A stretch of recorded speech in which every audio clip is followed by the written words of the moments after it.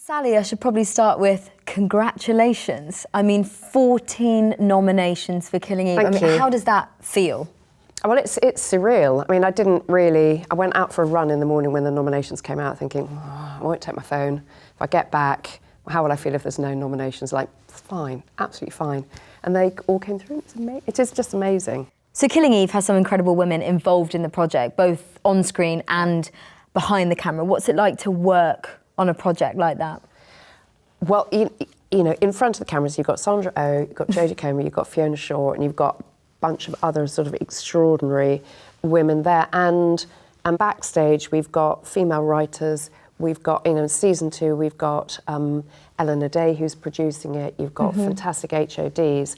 And I wouldn't say that fundamentally it feels that different.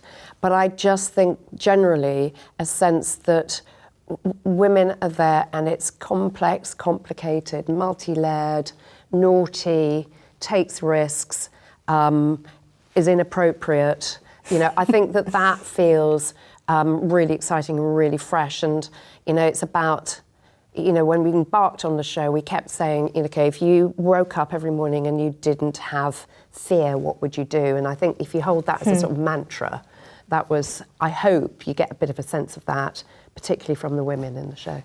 Let's talk all things Phoebe Waller-Bridge. Yeah. I mean, she is the queen at the moment, it would seem, of kind of writing and performing. What was it like working with her and having her on board? Yeah, I met her actually. I just read Fleabag, the script, and it was before Fleabag had been made into a telly thing or anything. So, and I just loved the fact that she loved television, she had the ambition for it, she was wild and funny, and, you know, when she shines her beam on you, you feel like you're $1 million. And she's, you know, she's extraordinary and growing all the time. And I do think she could turn her hand to almost anything. And what's so brilliant about her is that she, you know, can access, you know, dark things, and a lot of other people don't even want to acknowledge that they're there.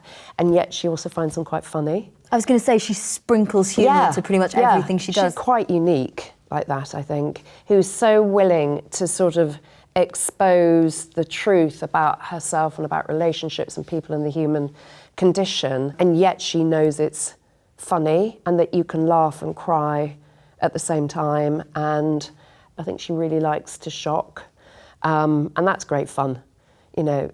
I just think that's quite refreshing to work with somebody like that as well. Yeah, it's absolutely brilliant. So it's not all angsty. You know, it can be angsty, but at the same time, it is hilarious. So she's just brilliant.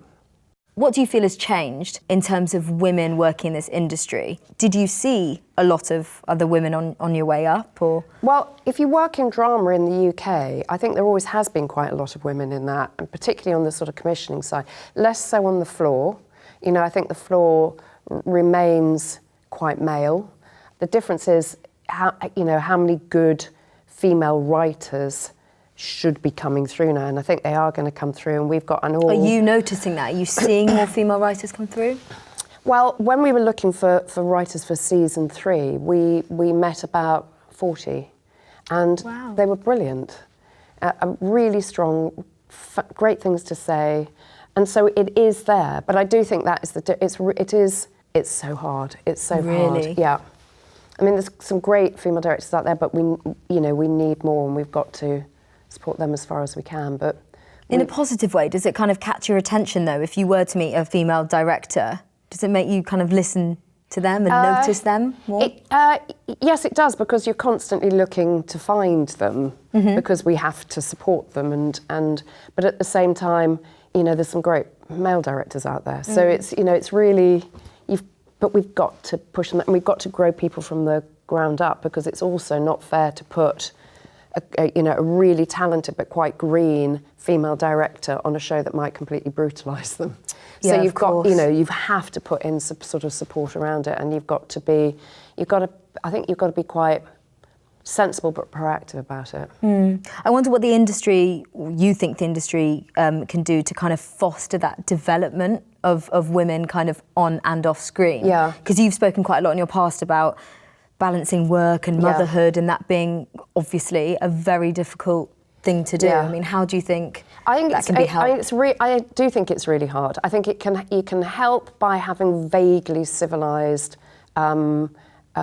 production hours. So 5-day weeks rather than 11-day fortnights. Is that something you actively try and do we try and when you're working on 5-day weeks. We've started experimenting with having sort of continuous days so that you don't break for lunch or you have a rolling lunch so that you can finish at 6. And the other thing that we're doing, we've got a female writer at the moment who's got a young baby, and we've actually rented another room next to the writer's room where the baby stays with her nanny. So we're trying to facilitate the ability so that you just acknowledge that we're human beings, we have babies. I work in telly, and I've never heard of someone kind of being so supportive of another woman like that. I think that's amazing. I think with Killing Eve, something that's amazing as well, if you've got these two incredible women kind of at the forefront of the storytelling. I think that's something as well that we're seeing more and more of within television, and maybe that's why, as a series, it has just flown and done absolutely phenomenally. I mean, do you agree with that? Do you think that's why it's gone so huge? Yeah, I do, and I think there is a degree of wish fulfillment in some of it. You know, you've got these extraordinary sort of fearless women who are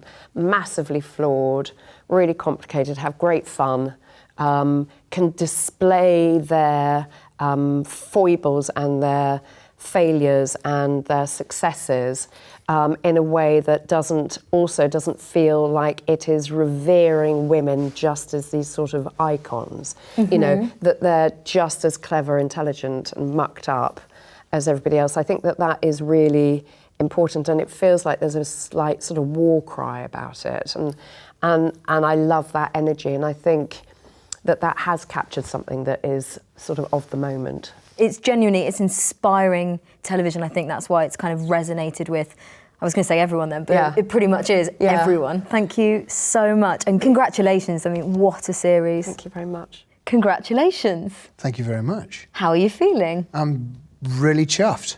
Are you? Yeah, I'm excited. Does it mean a lot to you? It does. It does. I have been nominated as a director on the shows before, but to be nominated as a director in my own category is a thrill. What was it that drew you to Killing Eve? Was it the script? It was the script. Well, Phoebe sent me the script, uncertain as to whether I'd like it or not, but she wasn't aware of how much I love thrillers and I love Hitchcock. You know, a cat and mouse chase can be funny, it can be dangerous, terrifying. You can have play with lots of humour and reality in it. And I adored it. I adored the character of Villanelle. I found her to be the most unique assassin that I'd ever met. And it seemed to have inherent in it this DNA of this relationship between her and this woman who was having the most unexciting life. And the idea that there was this love story that was unspoken but very real and growing. You know, it was half Nikita, half James Bond, half Sleepless in Seattle. You know, two people communicating over a great distance who finally find each other and who in some way meant to be together. Once it was cast, did that really kind of excite you? Had you worked with them before, Sandra Oh or Jodie Comer or any of them? Neither of them. I'd admired Sandra for years, and Jodie, I always was impressed by her chameleon nature. I love the way... And this role needs that as well, with how many different characters she almost plays within one. Yeah, we met a lot of people for Villanelle. We must have seen tapes of well over 100, maybe 150 young women. You needed to have somebody who had real mystery and could hold back their thoughts from the audience. Because if a character gives very little away, the audience then lean forward to study what's going on in their mind. And I think you do the opposite with Sandra's character. Yeah. There's so much warmth there. I wonder if there was a sequence that was particularly challenging, or one that stands out that you're now very proud of. Probably the first scene, because... In the cafe? The first scene in the cafe, because it's a first scene, you've never met this character before, and there are no words. We had to create a scene of complete tension and danger and humour and set up the tone of the series that was going to go on.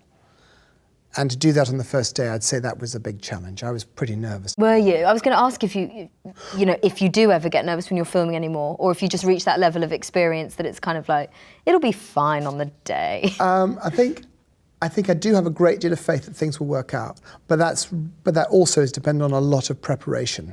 You've got to think about what the scenes are about, what the people want, what the themes of it are. Get that straight in your head, and gradually the whole work will come into your head in enough focus that you will have a guideline, a map, if you like, in your brain as to how you shoot it. Because everything is a choice. Whether I put the camera there or I put the camera there. If I'm exploring your mind, or am I watching at a bit of distance? Am I shooting it over my shoulder, or am I coming close? If I'm coming close, then that camera wraps itself around your face. It creates a sense of presence. It's very intimate. I'm telling the audience, I'm with her. This is her story. This is her experience. It falls into, and I had noted them all down, 12 beats, 12 exchanges. I was very Stanislavski, and very sort of, very kind of drama school. Yes. You look at her, you react in this way, this reaction, that reaction leads to that reaction. Every action has a consequence. Because if you think about it, it's like a shootout between the adult and the child. Yeah. She looks at the kid, notices that the kid is eating her ice cream, staring at her. She tries to smile, the child doesn't react. This annoys her. She looks back and sees the child looking at the ice cream seller, who smiles and enlists a beautiful grin from the child. Then you cut to her thinking, with feeling fury that screw you.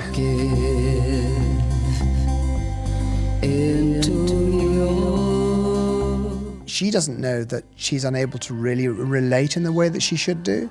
And so then she smiles, gives the kid a big smile, copying his exactly. And then the kid reacts with a nice smile this time. Satisfied, she gets up, gives a tip to the ice cream seller, goes over and knocks the ice cream into the little girl's lap. It's such a good moment as well. And I mean, that's the writing, that's Phoebe's brilliant writing. But in order to make it work, we had to shoot some camera movement that enclosed in on her.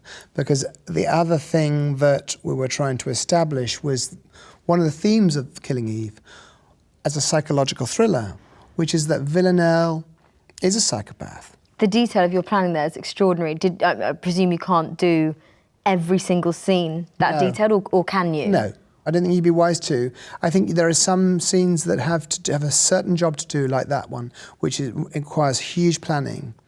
But the lovely thing about planning, if you can relax enough about it, is that once you've got your plan A, then you can play around it. Do you ever watch your work back when it's actually on the telly, or once you've finished a job, is that kind of, it's done in the edit, I'm going to leave it now? I do watch it back, partly because the process of cutting is usually very painful for me, and it's very painful for Phoebe. We say that we spend the first 2 weeks taking the episode into the corner of the room and kicking the hell out of it before we then pick it up and then dust it down and tell them that we loved it after all. And Gary, the editor, who is very much a partner in our storytelling, Gary Dolner, he's very patient with us and tries the different things we want to try before we know that probably his first cut was right anyway.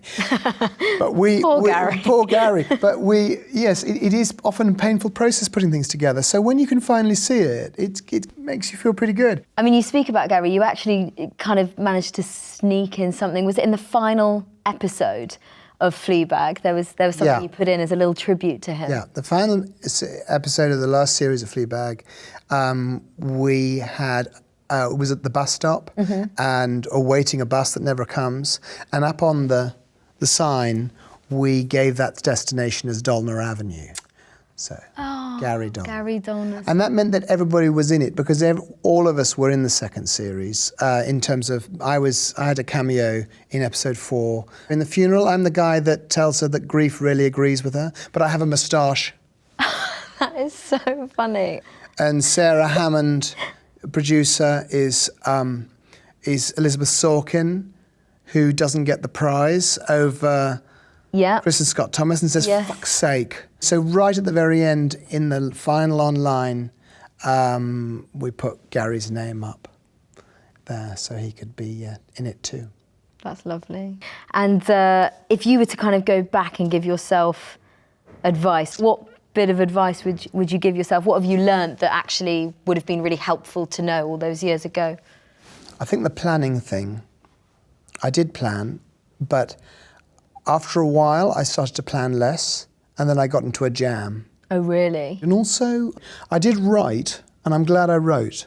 I'm very pleased about that, because though I never wrote anything that set the world on fire, I learnt a lot about structure, about principles. I mean, not rules of storytelling in film, but principles. They are your great friends. So I was approached to work on Killing Eve by Colin Ratton, who's producer on the first series, and off I went with a little mood board and had an interview and met the other people in the team. So Sally and Lee, the producers, Harry, the the director, first director, and Sally and Phoebe Waller-Bridge, and we seemed to sort of hit it off and have a similar sense of humour, I suppose, which was important. And I remember talking about Eve as a character and how she'd be the sort of person who might go around with her shirt undone so her bra showed, but totally oblivious of the fact this was going on.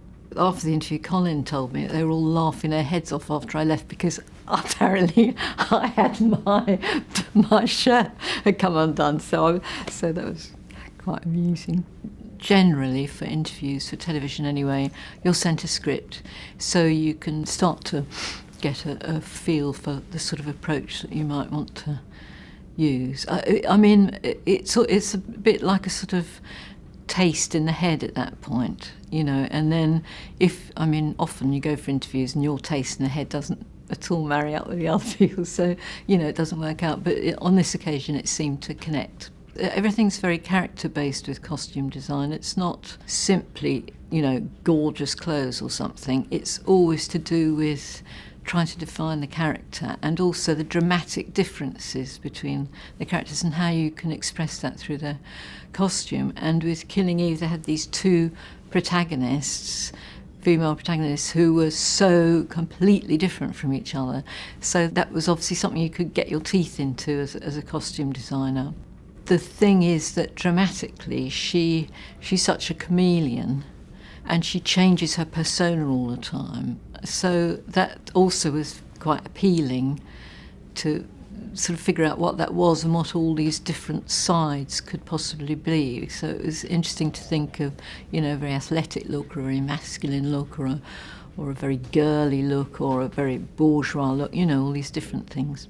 There's a sequence where she's in Berlin and she comes after she kills David Haig in a club, and it just felt like at that point in the story we hadn't really seen her looking totally masculine, so, and that seemed to really fit with that sequence, you know, of coming in the U-Bahn and in the club, you know, this kind of very severe thing, especially with all the other people in the club who've got all their kind of S&M stuff on. I don't think you really see that much, actually, do you, in the finished thing, but there are a lot of really quite interesting outfits in that crowd.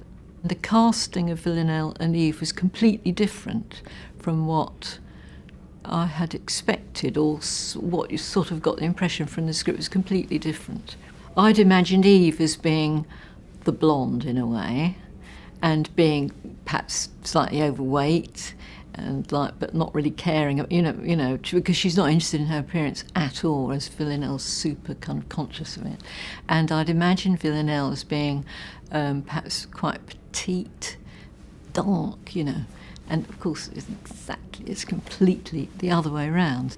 I'd worked with Jodie Comer before on a Tudor series where she played the Queen of England, so we knew each other quite well in that way of having created costumes for her, had lots of fittings and things like that. So that was nice. So it was very relaxed, you know, and Sandra Oh, who's an extraordinarily focused actress. It was quite difficult, really, because we had to create a wardrobe for a woman who doesn't give a shit what she looks like, or even, knows what she looks like, is quite tricky. And I was always concerned we hadn't really pulled it off, because the thing is that Sandra Oh herself is very petite, very elegant woman. She dresses very well, in real life. And the producers were often saying to me, she still looks too elegant, she looks too smart, she looks too elegant. So I always wondered if we'd really nailed that. I mean, I was looking at references like Alice Roberts, a sort of Bristol look, do you know what I mean? You couldn't really do that on Sandra. So we just had a lot of sort of Uniqlo stuff that was very crumply and just very, the sort of stuff you could just chuck in the corner of your room and then pick it out the next morning, because that's kind of how she lived. Perhaps also I should mention that in the early fitting process, during the early fitting processes with these leading characters, that Sally would come, the producer, and Phoebe would come sometimes too. So for these important things where you're beginning to, just to make sure that it's not all going off the rails or off at a tangent they don't want. So yeah, of course there was input from them as well, and also because both of them quite interested in clothes. For Villanelle's pink dress, I'd seen the dresses in Dover Street Market. I was familiar with them. And so when I read that in the script, I thought, well, that will be perfect because it's puffy, little girl, it's subversive. You can put it with boots, black underwear, it's sheer and all that. So it just seemed like the perfect thing. And also Jodie's particular subversive streak that she has. Some actors would have thought, well, I'm not wearing that, you crazy, But she just pranced about the room in it straight away. So you could tell that she would totally be able to bring that off. The producers actually wanted her to, or suggested that she should wear it with ballet shoes. Now, I did get some ballet shoes, but I can't remember how, but we did end up wearing the black boots, which I thought was better, because it's almost a bit too much, it's too much, I thought, with the whole sort of ballet look, wanted to a bit.